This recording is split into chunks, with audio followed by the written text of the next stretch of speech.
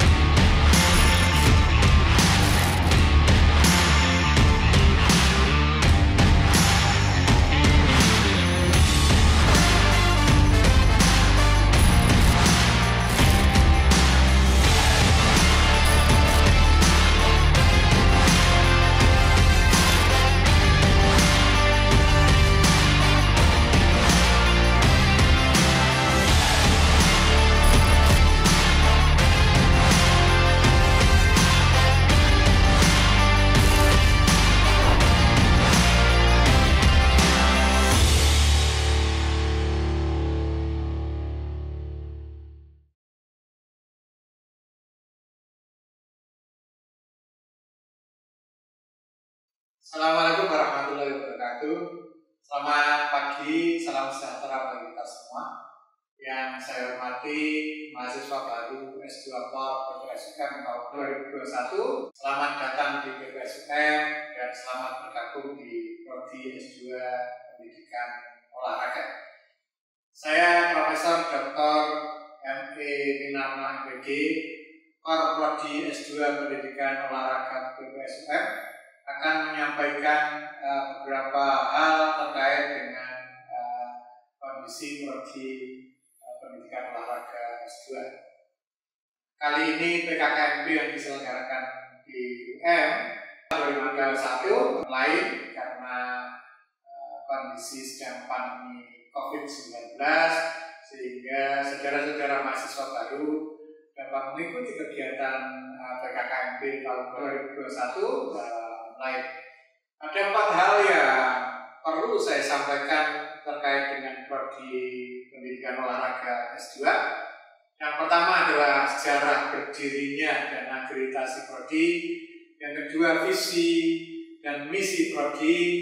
Yang ketiga, profil lulusan. Dan yang keempat adalah keunggulan Prodi S2 PPSUM. Anda mahasiswa baru beruntung kali ini karena Anda memilih prodi yang tepat, Prodi Pendidikan Olahraga PPSUM, walaupun kategori masih muda, mulai berdiri tahun 2013 dan menerima mahasiswa baru tahun 2014. Jadi kalau bicara tentang sejarah berdirinya Prodi Pendidikan Olahraga. Prodi ini mulai berdiri tahun 2013 dan menerima mahasiswa baru tahun 2014. Status akreditasi pada tahun 2016 itu Prodi Pendidikan Olahraga sudah mengajukan akreditasi ke BAN-PT dan hasil akreditasi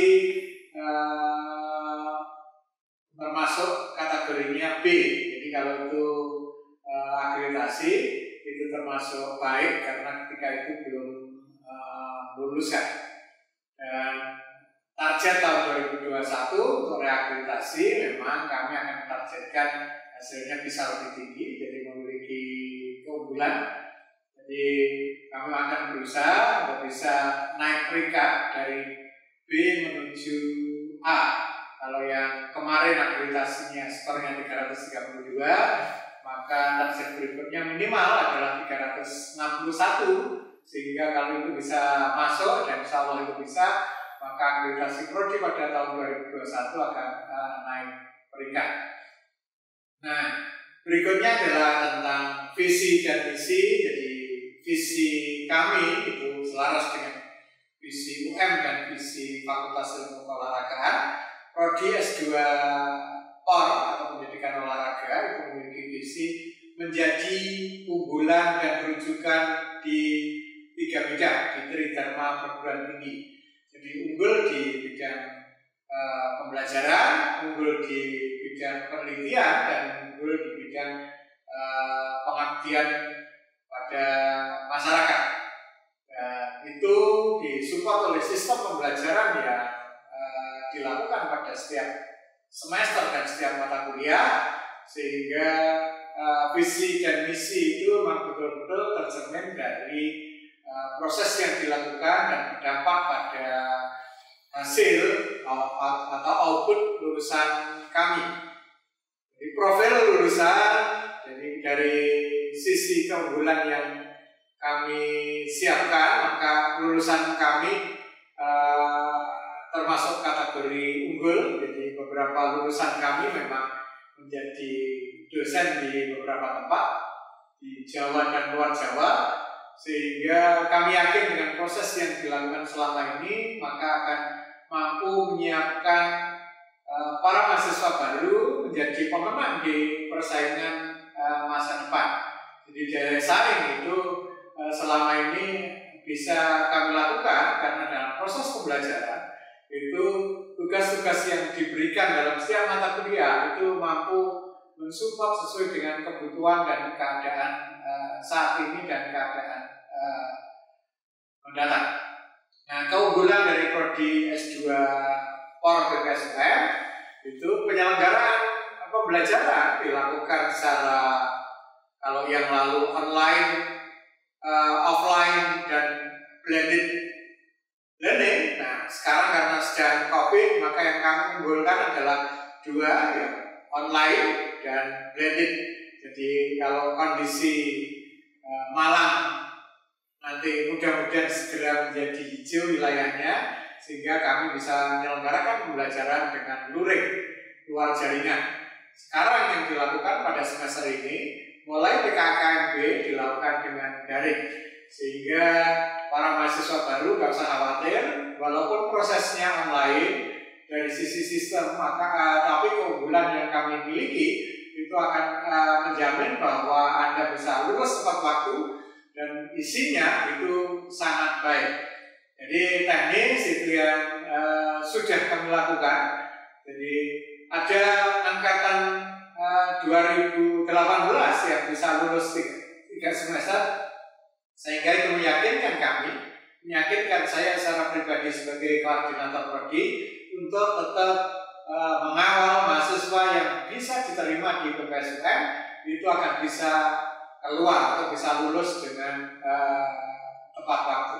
Saya kira pengantar saya sebagai Kaprodi itu yang bisa saya sampaikan. Nanti lebih lanjut ketika ada hal tertentu yang teknis, Anda butuh informasi lebih lanjut, dapat Anda komunikasi dengan saya melalui WA, melalui HP, atau melalui email yang bisa dimanfaatkan secara optimal. Terima kasih atas perhatiannya. Mudah-mudahan ini menjadi pembuka meyakinkan Anda bahwa Anda masuk pada prodi yang benar dan Anda bisa mengikuti kegiatan ini dengan baik, bisa lulus tepat waktu. Syukur-syukur Anda dapat bonus 1 semester, jadi lulus pada semester 3. Anda nggak usah khawatir dengan proses yang kami lakukan, itu bisa. Terima kasih atas perhatiannya. Saya akhiri. Wassalamualaikum warahmatullahi wabarakatuh dan selamat pagi.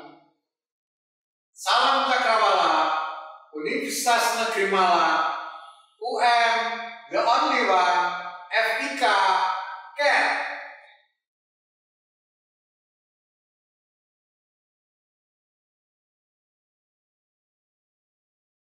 Salam Cakrawala, Universitas Negeri Malang, UM the only one, FIK, care. Selamat datang peserta PKKMB 2021. Bersama saya Faiza Salsabila. Kali ini kita akan berbincang-bincang dengan narasumber kita yang luar biasa. Nah, narasumber kita yang pertama ada Profesor Dr. F.E. Winarno MPD selaku Kaprodi S2 Pendidikan Olahraga. Kemudian ada Mas Teguh Prasetyo, mahasiswa Papua, dan juga ada Mas Dedi Priyadi, mahasiswa dari Sopeng, Sulawesi Selatan. Nah, langsung saja kita panggilkan para narasumber kita untuk memasuki ruangan. Silahkan, Prof. Selamat datang, Prof. Ya, untuk narasumber kedua, silahkan memasuki ruangan. Selamat datang, Mas Teguh. Ya, untuk narasumber ketiga, silahkan memasuki ruangan. Selamat datang, Mas Dedi Priyadi. Ya, silahkan duduk. Ya. Untuk memulai bincang-bincang kita, alangkah lebih baiknya jika kita mengenakan masker terlebih dahulu.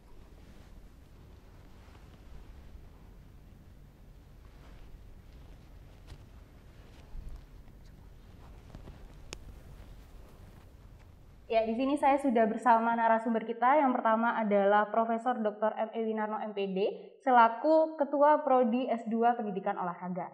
Nah, langsung saja nih, Prof. Tentunya teman-teman peserta PKKMB 2021 ingin tahu apa saja sih keunggulan dari prodi ini. Baik, terima kasih Mbak Faiza. Jadi Prodi Pendidikan Olahraga S2 PPSUM itu berdiri sejak 2013 dan menerima mahasiswa baru sejak 2014. Nah, prodi ini memang memiliki keunggulan berbeda dengan yang lain. Berdasarkan pengalaman saya menjadi asesor sejak 2005, saya sudah melihat kelebihan-kelebihan dari berbagai perguruan tinggi yang S2, sehingga kami memetakan harus ada keunggulan yang berbeda dibanding dengan yang lain. Nah, salah satu keunggulannya adalah pembelajaran yang dilakukan atau mata kuliah yang disajikan itu adalah mata kuliah yang support pada kegiatan masa depan, sehingga ketika nanti ada lulusan, maka lulusan yang kami miliki itu akan sambung dengan perkembangan teknologi saat ini, sehingga secara teknis penyajian mata kuliahnya pun itu desainnya ada yang offline, ada yang blended learning, dan ada yang online. Itulah keunggulan yang sedang kami tawarkan kepada masyarakat, sehingga lulusan yang kami miliki itu pun nanti akan bisa memiliki daya saing dan memenangkan persaingan di masa depan. Wah, luar biasa sekali. Banyak keunggulan dari S2 Pendidikan Olahraga ini ya. Nah, kemudian saya ingin beralih ke mahasiswanya nih, Prof. Yakni ada Mas Teguh Prasetyo dari Papua. Wah, lumayan jauh juga ya. Apakah betul yang dirasakan dari Mas Teguh nih selama berkuliah, keunggulan-keunggulan yang tadi? Ya, Mbak, terima kasih atas waktunya. Berangkat dari saya Papua ke Universitas Negeri Malang ini tentunya mendapatkan pengalaman-pengalaman yang berbeda. Salah satunya itu dalam pendidikan yang ada di Pascasarjana Pendidikan Olahraga, di mana saat saya S1 ini banyak mendapatkan mata kuliah yang biasanya offline. Nah, di sini saya bisa mengkolaborasikan ilmu saya dari yang online, yang offline, tentu dua-duanya, dan ini memberikan manfaat tersendiri dalam kehidupan saya, mungkin dalam pendidikan dan basic ilmu saya dan soft skill saya itu bisa menjadi lebih optimal seperti itu. Wah, kalau itu dari Mas Teguh. Kalau dari Mas Dedi Priyadi seperti apa nih, Mas? Mungkin ada target mau lulus berapa semester nih, Mas? Ya, kalau ditanya mau target lulus, pasti semua mahasiswa mau lulus dengan tepat waktu. Nah, dari untuk menyelesaikan tepat waktu ini kan memang telah disusun oleh kepala prodi itu dengan pembelajaran yang sangat luar biasa menurut saya, karena memang pembelajaran tidak menggunakan teknologi yang semakin zaman semakin canggih itu selalu menggunakan. Jadi untuk menyelesaikan tepat waktu itu sangat mudah karena memang telah diajarkan dari semester 1, semester 2, semua itu telah didapatkan. Itu saja. Ya, itu tadi dari pesan-pesan mahasiswanya. Nah, kemudian bagaimana sih Prof sistem yang dibangun untuk akhirnya meningkatkan pembelajaran di S2 ini? Ya, jadi kurikulum yang disusun di S2 memang target mahasiswa akan selesai 4 semester. Tapi bagi mahasiswa tertentu yang bisa melakukan percepatan, itu bisa melakukan 3 semester bisa selesai. Jadi di semester 1 dan semester 2, mahasiswa dibekali mata kuliah yang cukup. Jadi kalau di semester 1 ada 15 SKS, di semester 2 ada 14 SKS, itu sebagai modal dalam mahasiswa dalam menyusun proposal tesis. Sehingga di semester 3, itu mahasiswa bisa melakukan penelitian, dan waktu semester antara kedua dan ketiga di bulan Mei sampai Agustus sebenarnya mahasiswa bisa merancang, menyusun proposal tesisnya dan bisa konsultasi dengan dosen pembimbing sehingga di semester 3 bisa penelitian dan ujian. Bahkan dari desain yang ada sebenarnya pada semester 2 akhir, mahasiswa sudah dapat pembimbing tesis, sehingga sangat memungkinkan mahasiswa bisa selesai 3 semester. Dan dari pengalaman yang ada memang sudah ada, yang angkatan 2018, dia semester 3 selesai. Itu menunjukkan bahwa ada kemauan yang tinggi dari mahasiswa, dan disupport oleh sistem yang ada, sehingga terjadi percepatan. Dan ketika ada mahasiswa yang lulus 3 semester, sebetulnya keuntungannya tinggi. Yang pertama, dia bisa efisiensi karena 1 semester tidak bayar SPP, mungkin kos juga tidak bayar. Dan yang kedua, peluang mereka naik. Jadi ketika lulus di semester 3, mereka sudah bawa ijazah, dan ketika ada pekerjaan mereka bisa daftar. Wah, luar biasa sekali Prof. Bagaimana dengan yang dirasakan oleh Mas Teguh dan Mas Dedi nih mengenai tugas-tugasnya, apakah terlalu banyak atau seperti apa, bisa diceritakan? Ya, terima kasih Mbak atas waktunya. Ya, berangkat dari pengalaman, jika kita awal mengerjakan tugas S2, tentunya kita akan mengalami beban tugas ini, wah, kayak seperti itu. Tapi namanya kita berangkat dari S1 ke S2, sudah semestinya kita mendapatkan tugas-tugas yang lebih. Nah, jika kita melakukan ini bersama teman-teman kita, konsultasi dengan dosen, tugas ini yang awalnya kita anggap sulit menjadi lebih terbiasa kita kerjakan. Yang awalnya kita nggak pernah membaca artikel, kita sering membaca artikel karena diberikan tugas oleh dosen.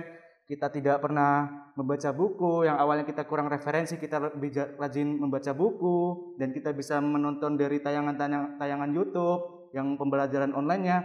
Jadi saya rasa ini akan memberikan kita kebiasaan untuk membaca seperti itu. Jadi yang awalnya kita anggap sulit menjadi lebih terbiasa karena terbiasa seperti itu. Ya, itu tadi dari Mas Teguh. Dari Mas Dedi Priadi bisa menambahkan? Ya, mungkin hampir sama yang dirasakan oleh Mas Teguh. Awal-awal saya memasuki perkuliahan di sini tuh memang terasa sangat berat karena perbandingan antara S1 saya dan ke sini itu sangat luar biasa menurut saya. Makanya di sini pembelajarannya sangat menurut saya efisien, walaupun tugasnya paling banyak itu pasti punya dampak untuk kita. Dulu saya waktu S1 sangat malas, sekarang rajin baca. Mungkin saja setelah kita lulus nanti di sini akan merindukan namanya dengan tugas-tugas yang diberikan kepada dosen, karena di situ dari tugas-tugas itu kita banyak belajar membaca jurnal, dan dulunya sangat jarang membaca jurnal. Walaupun terasa berat, tapi pasti akan dilewati dengan semangat. Wah, itu tadi dari Mas Dedi ya. Nah, kalau mengenai di tengah pandemi seperti ini, Prof, bagaimana sih sistem pembelajaran yang dilakukan, strategi-strateginya di pembelajaran S2 ini? Ya, baik, terima kasih. Jadi pembelajaran yang sudah dirintis sebelum pandemi ternyata itu support betul terhadap kegiatan yang ada sekarang. Sehingga di S2 yang biasanya sudah menggunakan pola online, misalnya kalau sebelum ada Si Pejar itu sudah menggunakan Edmodo, sudah menggunakan Google Classroom, dan sekarang disupport betul sepenuhnya oleh UM dengan sistem yang namanya Si Pejar. Itu sangat support terhadap kegiatan sekarang. Seperti yang semester lalu di semester 2 itu pandemi muncul pada pertemuan ke-10, dan ketika bergeser dari offline menjadi online, ternyata di UM sudah berjalan dengan baik karena ada sistem yang dikembangkan di UM dan namanya Si Pejar, itu sangat support dengan sistem online. Sehingga secara teknis menurut saya memang ini penyiapan pembelajaran masa depan itu sudah digaungkan di UM, sehingga tinggal menyelaraskan saja untuk mencari efisiensi. Dengan cara itu target-target mahasiswa tadi bisa selesai 4 semester atau 2 tahun, dan bahkan bisa lebih cepat lagi, misalnya 3 semester, itu menjadi peluang yang tinggi dengan sistem yang dibangun di UM. Itu saya kira Mbak Faiza. Ya, itu tadi strategi yang dilakukan untuk akhirnya tetap menyelaraskan kegiatan pembelajaran di tengah pandemi. Nah, kita tanya-tanya bagaimana sih apa saja yang dirasakan ketika pandemi ini? Dari Mas Teguh terlebih dahulu, Pak. Ya, terima kasih Mbak. Untuk saat pandemi ini datang di Indonesia, saya merasakan pembelajaran online itu ya saya rasa sudah terbiasa gitu. Karena dari awal kita masuk kuliah di S2 Pendidikan Olahraga ini, kita sudah terbiasa dengan teknologi yang diberikan, salah satunya mata kuliah blended learning. Jadi saat kita mata kuliah online, walaupun tugas-tugas, kita sudah terbiasa karena kita sudah mendapatkan basic ilmunya saat semester 1. Seperti itu. Jadi saya rasa ini support terhadap tugas akhir kita yang tadi awalnya kita ingin penelitian namun tidak bisa turun lapangan, itu kita bisa terapkan metode review artikel seperti ini Mbak. Dan review artikel ini kita bisa lakukan di rumah dengan membaca artikel, mengumpulkan jurnal dan lain sebagainya seperti itu. Itu dari Mas Teguh. Nah, bagaimana kalau dari Mas Dedi Priyadi, mungkin ada kendala-kendala tertentu saat pembelajaran di tengah pandemi ini? Kalau kendala tertentu pasti semua akan merasa dengan akses internet, karena setiap daerah itu sangat sulit, berbeda-beda bagaimana akses internetnya. Terutama pada saat pandemi kan saya pulang kampung, otomatis internetan di kampung saya itu agak kurang. Jadi mungkin sangat berat untuk pada saat semua jaringan tidak sama rata. Jadi tapi pada sebenarnya pembelajaran secara online memang telah kita rasakan pada waktu semester 1. Jadi sebenarnya tidak terlalu berat. Dosen juga sangat mengerti dengan keadaan kita seperti itu. Jadi untuk menyelesaikan semua ini hanya tergantung dari internet, dan teman-teman untuk pengerjaan tugas harus selalu bisa membagi waktunya. Apalagi banyak faktor-faktor, misalkan dari kampung, banyak faktor kemalasan mungkin karena berada pada zona nyamannya. Ya, itu tadi dari Mas Dedi Priyadi, ternyata juga ada suka dukanya pembelajaran di tengah pandemi ini. Nah, pertanyaan selanjutnya nih Prof, bagaimana sih prospek alumni dari lulusan S2 Pendidikan Olahraga ini? Baik, jadi kalau bicara tentang alumni, saya melihatnya adalah masa lalu. Artinya ketika kami buka prodi angkatan pertama 2014, dan di tahun 2016 baru akreditasi, dan alhamdulillah akreditasinya B. Setelah lulus, beberapa alumni kami memang cukup memenangkan persaingan. Jadi ada beberapa yang menjadi dosen di PTN maupun PTS, di antaranya ada yang di UNJ, ada yang di Bengkulu, ada yang di Bima, ada yang di NTT, ada yang di Lombok Timur, dan di beberapa daerah.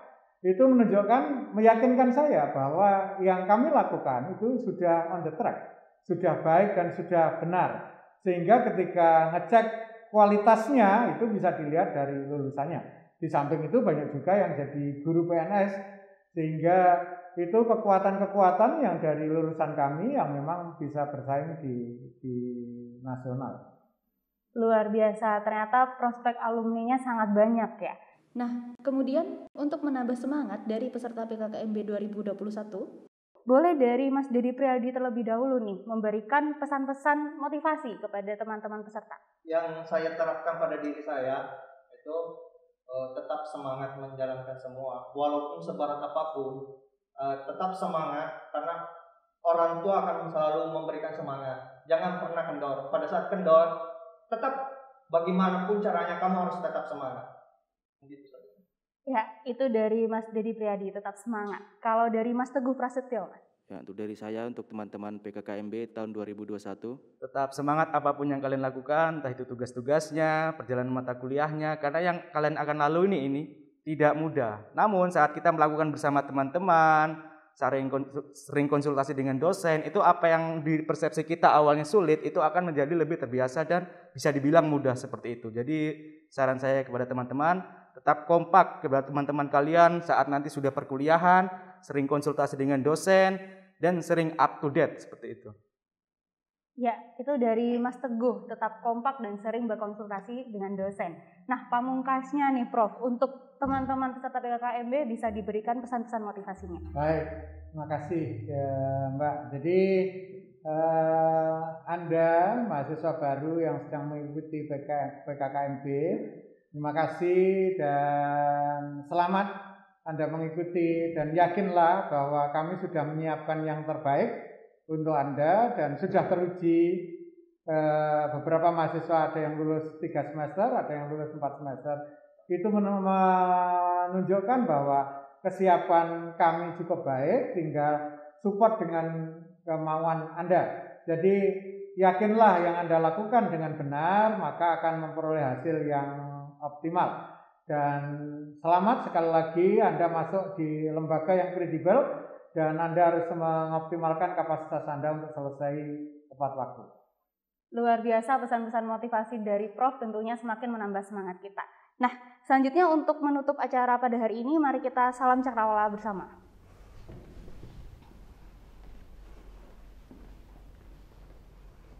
Mari bersama-sama. Salam Cakrawala, Universitas Negeri Malang, UM the only one, Evika Care.